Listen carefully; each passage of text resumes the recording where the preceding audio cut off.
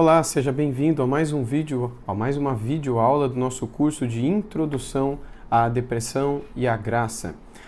Este curso é trazido a você pela Escola Charles Spurgeon e tem como objetivo dar uma visão geral sobre pessoas na Palavra de Deus que enfrentaram situações de melancolia ou de tristeza excessiva ou de depressão, nomes diferentes que têm sido dado ao longo dos séculos para o mesmo sofrimento, a mesma situação que algumas pessoas passam em angústia diante de alguma situação difícil da vida. E todas essas histórias elas podem ser encontradas em meu livro, que se chama Depressão e Graça, foi editado e lançado pela editora Fiel e você pode encontrar no site da editora. Nosso objetivo nessa videoaula é tratar um pouco sobre um episódio que aconteceu na vida de Pedro. E o título que eu quero dar para vocês nesta videoaula é Quando a distância de Deus nos faz amargar. E o verso-chave é Lucas 22, versículo 6, que diz: Então Pedro, saindo dali, chorou amargamente. Muitas pessoas passam pela experiência que Pedro passou. Muitas pessoas experimentam o sofrimento e a angústia que Pedro experimentou. E a palavra de Deus registra por si só vários casos de pessoas que também sofreram assim e que, por mais que tentaram solucionar o problema de certas maneiras, não conseguiram, porque só há uma maneira de ser solucionada esta situação causada por sofrimento consequente de pecado, de distanciamento do Senhor. E muitas pessoas passam por essa experiência que Lucas registra aqui no seu evangelho, como se essa experiência não escondesse por trás de si um quadro de alguém que se entristeceu profundamente de um modo agradável ao Senhor. É como eu coloco no início do capítulo do livro. No mesmo texto, ou no mesmo contexto em que essa história acontece, nós encontramos outra história, que é a história de Judas Iscariotes. Já na história de Judas Iscariotes, nós não encontramos o mesmo sentimento de tristeza e de amargura diante de uma atitude que é bastante semelhante à de Pedro, que também agiu traiçoeiramente, mas que agora age arrependidamente diante do pecado que cometeu. A tristeza de Pedro, ela agradou a Deus, porque ela estava relacionada a um arrependimento sincero, por causa de um pecado que ele cometeu. Já a tristeza ou o remorso, o sentimento que envolveu o coração de Judas Iscariotes, este não agradou o Senhor, justamente porque foi cometido e não houve arrependimento, não é? Não agradou ao Senhor porque aquele pecado não resultou em nenhum arrependimento. Eu quero te convidar para a leitura do texto bíblico em que essa história aparece, para que juntos possamos lê-la e analisá-la e refletir sobre aquela situação. O texto se encontra em Lucas, no capítulo 22, dos versos 54 até os 62, onde lemos assim: Então, prendendo-o, o levaram e o introduziram na casa do sumo sacerdote. Pedro seguia de longe. Quando acenderam fogo no meio do pátio e juntos se assentaram, Pedro tomou lugar entre eles. Entrementes, uma criada, vendo-o assentado perto do fogo, fitando-o, disse: Este também estava com ele. Mas Pedro negava, dizendo: Mulher, eu não o conheço. Pouco depois, vendo o outro, disse: Também tu és dos tais. Pedro, porém, protestava, dizendo: Homem, eu não sou. E tendo passado cerca de uma hora, outro afirmava, dizendo: Também este verdadeiramente estava com ele, porque também é galileu. Mas Pedro insistia: Homem, eu não compreendo o que dizes. E logo, estando ele ainda a falar, cantou o galo. Então, voltando-se o Senhor, fixou os olhos em Pedro. E Pedro se lembrou da palavra do Senhor, como lhe dissera: Hoje 3 vezes me negarás, antes de cantar o galo. Então, Pedro, saindo dali, chorou amargamente. Lucas 22, 54 até o 62. Essa é a experiência de quando a gente passa a seguir o nosso Salvador de longe. É quando o ser humano insiste em ficar ou permanecer distante de nosso Senhor Jesus Cristo. E Pedro seguia Jesus de longe, longe o suficiente para que ele pudesse se sentir confortável negando a Jesus. Para ele estava tranquilo, estava de boa ele negar a Cristo, naquela situação. Mesmo distante, ele conseguia ficar tranquilo e lidar bem com aquela situação, mesmo que antes ele tivesse jurado a Jesus que ele morreria do lado de Jesus se necessário fosse, não é? E que nada o afastaria do Senhor. Só que na hora da provação, ele não pensou duas vezes. A hora que ele viu aquilo que aconteceria com Jesus, logo após alguns momentos, como Jesus sofreria e apanharia e seria crucificado, com certeza, porque Pedro estava no meio daquelas pessoas que depois, horas depois, gritariam: crucifica-o, crucifica-o. É bem provável que Pedro já estava ali ouvindo algumas dessas palavras ou alguma dessas intenções do povo com relação à morte de Cristo Jesus. E é por isso que para ele foi mais confortável negar a Cristo. Só que Pedro amava Jesus. E o olhar de Jesus para Pedro, colocado em Pedro, fez com que o coração de Pedro se despedaçasse diante do engano que ele tinha cometido. O texto diz: então, voltando-se o Senhor, fixou os olhos em Pedro, e Pedro se lembrou da palavra do Senhor como lhe dissera: hoje 3 vezes me negarás, antes de cantar o galo. Então Pedro, saindo dali, chorou amargamente. O choro amargo se deu por conta de um olhar que foi lançado sobre Pedro após ele ter negado a Cristo, após ele ter pecado contra o Senhor. Quando a gente segue a Jesus de longe, como é que fica o nosso coração? O nosso coração fica mais à vontade para pecar. Quando a gente está seguindo o Senhor de longe, a gente se sente tranquilo para poder fazer coisas que perto nós não faríamos, ou pelo menos pensaríamos algumas vezes antes de fazer. E a gente acaba se tornando cada vez mais insensível ao pecado. A gente já não sente mais o que a gente pratica. É como se o pecado já, enfim, fizesse parte da nossa vida, e é como se Jesus não fizesse mais parte da nossa vida. E aquele sentimento amargo que antes nós tínhamos pelo pecado, a estranheza que sentíamos pelo pecado, parece que agora nós já não sentimos mais.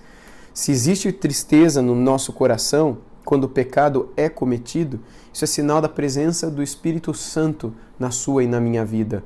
Ou, como no caso de Pedro, pela palavra ou o verbo de Deus, de alguma maneira tocar na nossa alma quando nós fazemos algo que o entristece. O olhar de Jesus sobre Pedro quebrou o coração de Pedro, fez com que ele se lembrasse do pecado e fez com que essa lembrança enchesse o coração dele da mais profunda tristeza. E a ciência também de que ele não poderia executar aquilo que prometeu a Cristo que executaria. Ele estava a ver Cristo em sofrimento, ciente de tudo o que Jesus passaria e certo de que ele não teria nada que pudesse fazer para mudar aquilo lá. Pedro estava distante do Senhor. Logo, algumas horas se passariam e Pedro veria todo aquele cenário se desenrolar diante dos seus olhos. Embora depois de um tempo ele já também não estaria mais ali, estaria distante, apenas ciente de tudo que estaria acontecendo, mas agora já muito distante dali. Pedro foi chorar, e o choro amargo se deu por conta de uma lembrança, de um coração exposto ao contato de Cristo Jesus. E isso fez com que ele se lembrasse do amor do Pai em Cristo Jesus, pela vida dele. E a maneira como esse amor estava ali comprovadamente se ofertando, se oferecendo por ele, enquanto ele estava negando o amor. E isso quebrou o coração dele. Isso fez com que ele se recordasse também de como as palavras de Cristo, não é? Elas cobriam os pecados das pessoas, e como ele perdoava as pessoas, e como ele tornava estas pessoas discípulas suas, para que as suas vidas fossem outras. E a vida dele mesmo havia sido transformada, mas agora estava ele ali, negando tudo por razões que a gente desconhece. Ou talvez que a gente desconfia, porque o coração dele não é muito diferente do que o nosso. O choro veio e continuaria a vir se o arrependimento não chegasse na vida de Pedro. E é o arrependimento que nos leva ao perdão. E é o perdão de Deus que nos leva à paz. E é a paz que acaba com o nosso choro. Sempre que nós tememos mais aos homens do que a Deus, a gente vai acabar caindo numa situação que poderá nos levar para a depressão. Pedro teve mais medo das pessoas do que de Deus.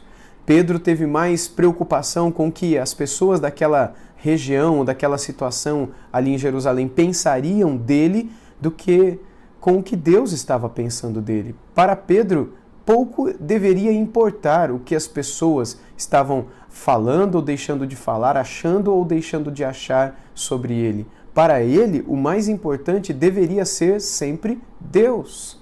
Mas Pedro, a partir do momento em que cede a essa tentação barata e estúpida de temer mais aos homens do que Deus, ele é conduzido para um cenário de tristeza, de amargura, de chateação, como nunca antes, talvez, em sua vida ele tivesse experimentado. E ao achar que a consequência do que os homens poderiam fazer com ele poderia ser pior do que o que o próprio Deus poderia realizar com a alma dele, Pedro comete essa loucura que acabou levando ele a lágrimas depois. E é normal que a gente fique triste por conta dos nossos pecados. Às vezes é normal que a gente fique dias tristes por conta do nosso pecado. Mas a gente não vai ficar o resto da nossa vida se lamentando por algo que já foi apagado e perdoado por Deus. Mas a gente vai ficar para o resto da nossa vida se lembrando.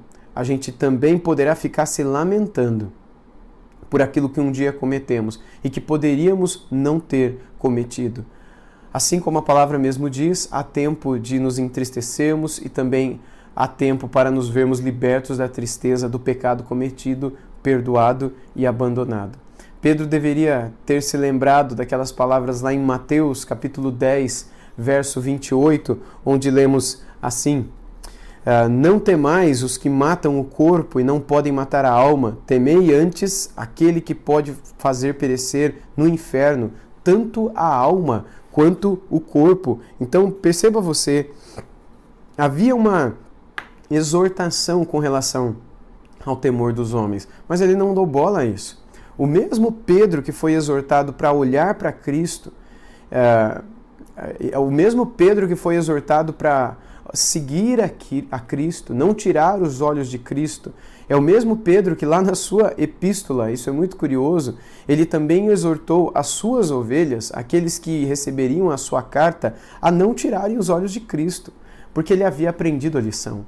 Ele aprendeu que aquilo que ele cometeu não deveria ser repetido por aqueles que viessem a ler a sua epístola. Por isso que lá em 2 de Pedro, no capítulo 1, versículos 5 a 7, nós lemos assim: Por isso mesmo, vós, reunindo toda a vossa diligência, associai com a vossa fé a virtude, com a virtude o conhecimento, com o conhecimento o domínio próprio, e com o domínio próprio a perseverança, e com a perseverança a piedade, e com a piedade a fraternidade, e com a fraternidade o amor. Esse é o primeiro capítulo da segunda epístola de Pedro que foi escrita. E segundo o médico e pastor britânico Dr. Martin Lloyd-Jones, para tratar de mais uma causa da depressão espiritual, ele coloca da seguinte maneira, tentando comentar pelo menos justamente essas palavras de Pedro. Eu gostaria de expor a vocês aqui o comentário dele, não é? Sobre como ele, sendo médico, Dr. Martin Lloyd-Jones, que veio a ser pastor na Inglaterra após a sua conversão e foi um dos maiores pregadores do século XX, de como ele olha para isso tentando enxergar a própria maneira como Pedro lidou com aquela situação. Então preste atenção nas suas impressionantes palavras. De fato, o seu objetivo ao escrever a carta era tratar desse problema. Ele escreve para animar pessoas que estavam desanimadas, e desanimadas a tal ponto que estavam quase duvidando da fé que tinham aceito. Isso é algo que pode surgir como um perigo muito real neste estado de depressão espiritual.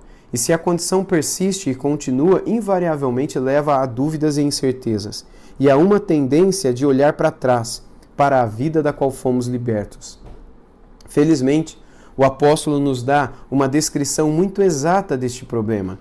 Ele nos conta diretamente uma série de coisas a respeito das pessoas a quem está escrevendo. Por exemplo, após fazer sua exortação, ele diz no versículo 8: Porque se em vós houver e abundarem estas coisas, não vos deixarão ociosos, nem estéreis no conhecimento de nosso Senhor Jesus Cristo.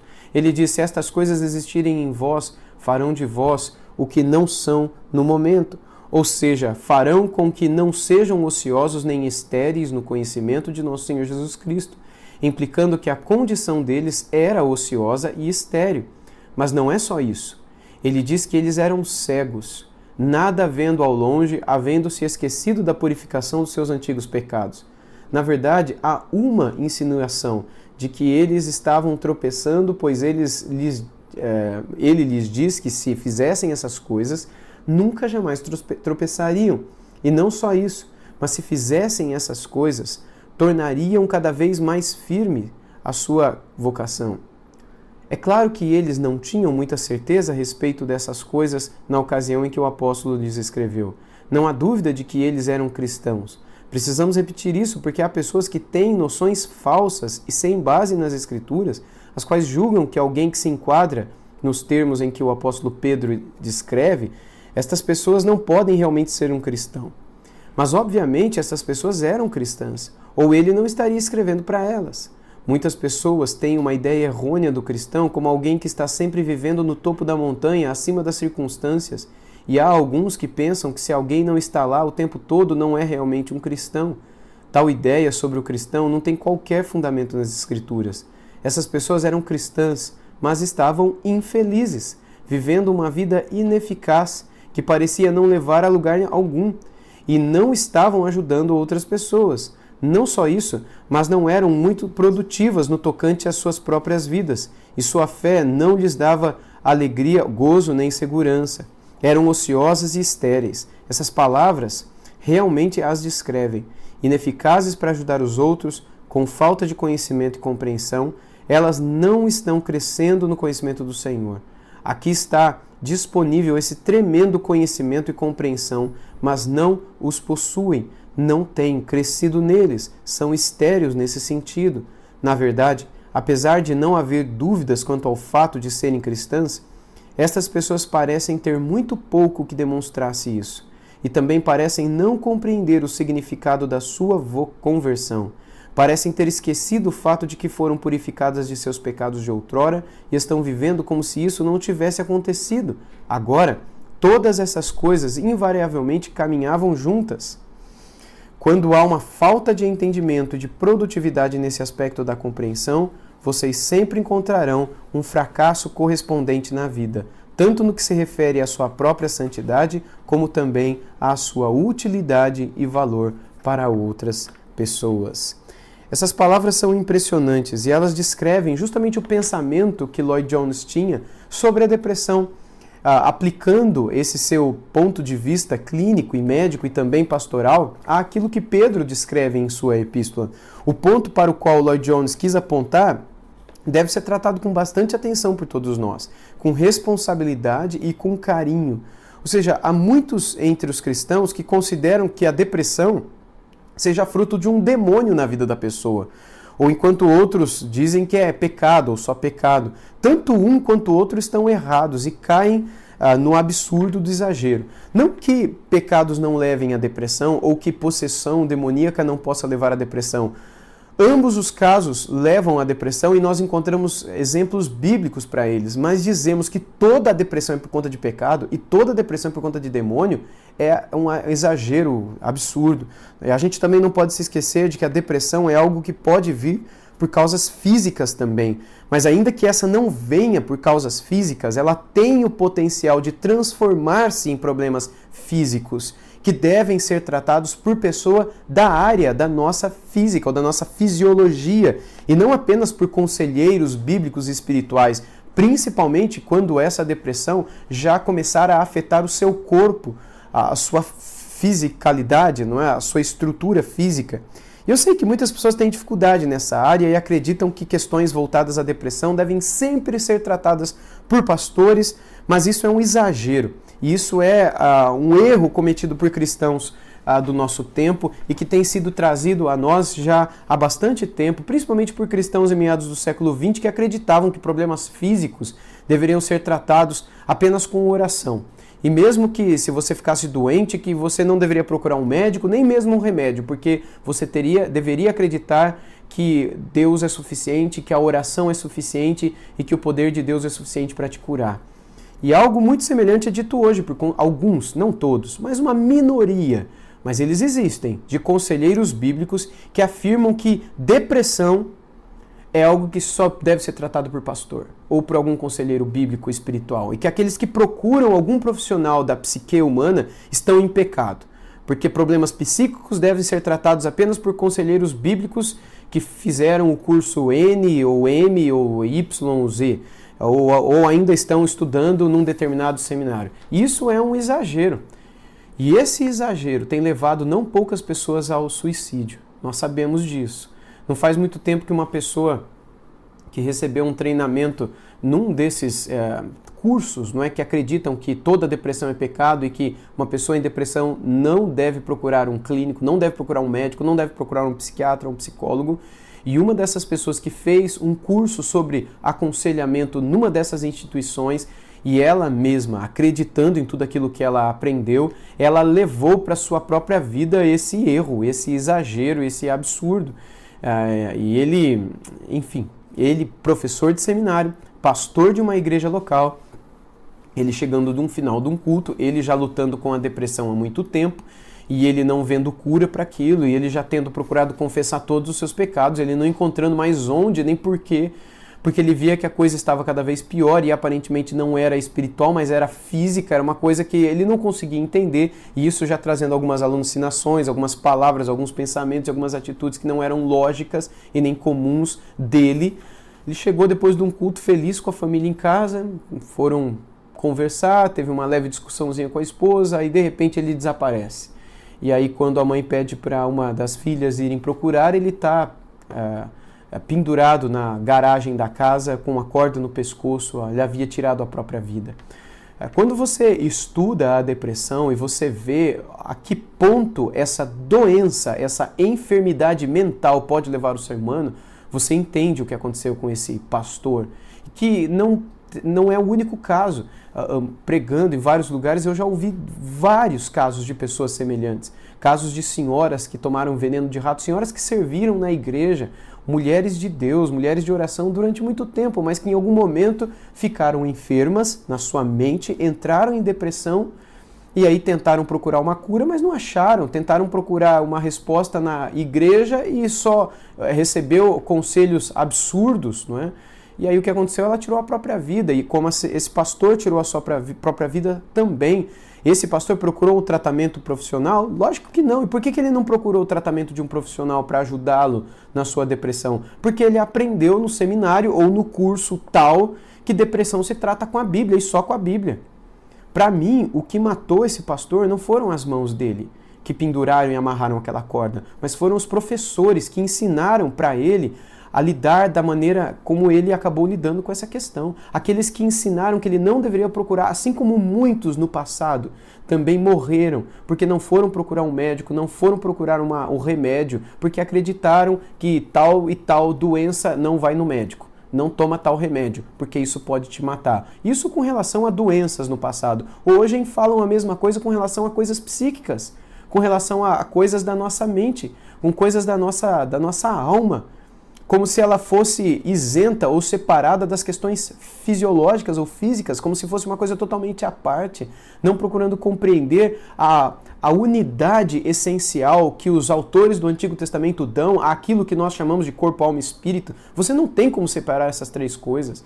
Você não pode separar essas três coisas. A tendência em dicotomizar ou tricotomizar ou particionar o ser humano entre alma e espírito e corpo e alma e espírito, ou parte material, todas essas tentativas, elas são uma tentativa boba ou pueril, porque a palavra de Deus não lida conosco dessa maneira. Muito pelo contrário, a palavra enxerga em nós uma unidade essencial, de modo que, quando nós encontrarmos um problema espiritual, é óbvio que nós o trataremos espiritualmente. Um pecado nunca deve ser tratado por um cardiologista.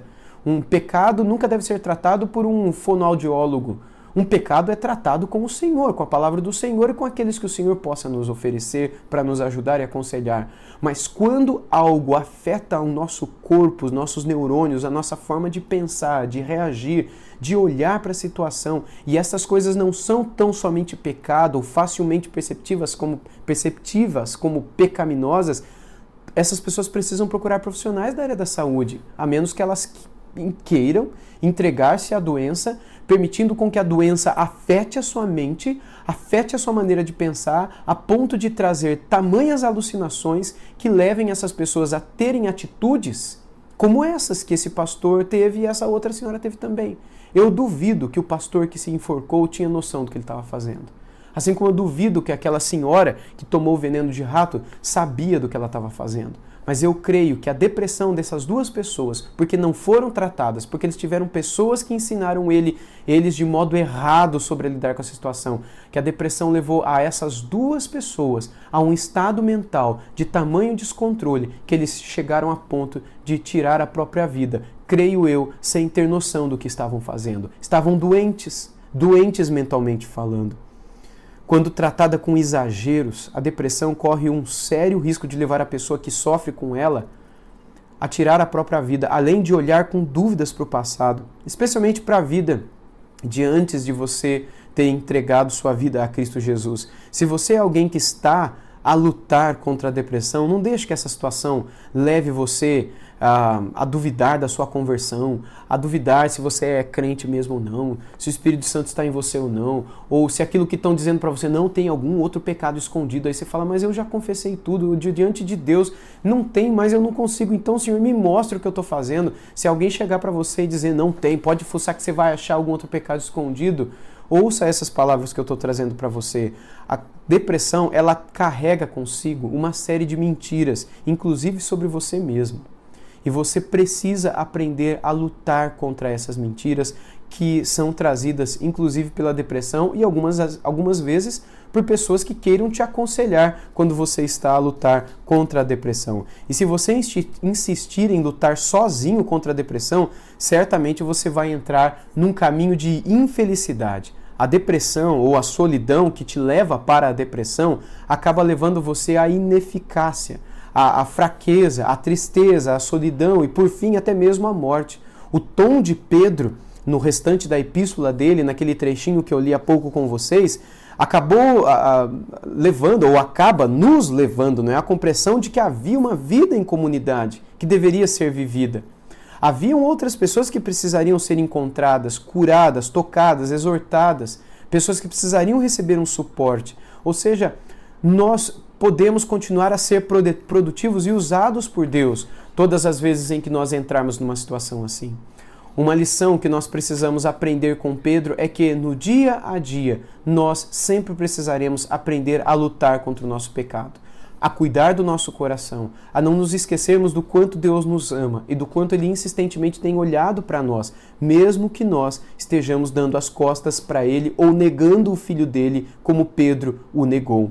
Cuide então de você, do seu coração, para que a sua distância de Deus não te leve para essa tristeza que pode dar fim à sua própria vida, como levou a vida de Judas Iscariotes. Cuide do seu coração, esteja sempre cheio do Espírito Santo, porque Ele então, na hora da sua maior tribulação, há de trazer para você o socorro e a graça que você tanto precisará para poder vencer toda essa situação. Que Deus te abençoe e te guarde. Nos vemos na próxima aula.